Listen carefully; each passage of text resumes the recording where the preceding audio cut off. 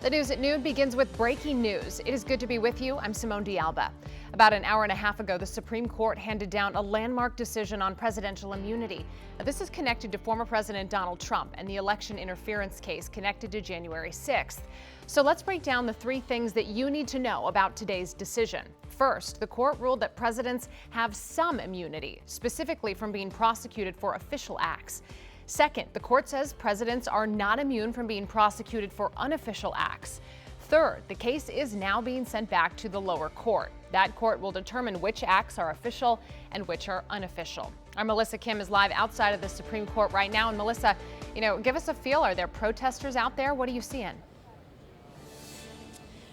Yeah, hi there, Simone. There is a small contingent of protesters here as well in front of the Supreme Court steps, as well as a large contingent of international media to give you an idea of the scope and impact that the 6-3 decision will have for former presidents to have immunity from official acts that they partake in related to their core constitutional powers. But there is no immunity for unofficial acts, according to the court. Justice Sonia Sotomayor wrote in her dissent about the potential dangers that this decision has on the U.S. democracy, while former President Trump has maintained that he has absolute immunity. The ruling does affect Special Counsel Jack Smith's prosecution of Trump for his role in the January 6th attack on the U.S. Capitol. And Simone, as you mentioned, the case now goes back down to the lower courts to determine what is an official act versus an unofficial act. But in the meantime, because of that and because of how late this decision came down, it is unlikely that the former president will now stand trial on those charges before the November election. We're live in front of the Supreme Court steps. I'm Melissa Kim, WUSA 9. You touched on it, a scathing dissent from three of the justices. Meanwhile, Donald Trump is calling this a win. Melissa Kim from the Supreme Court today. Thank you.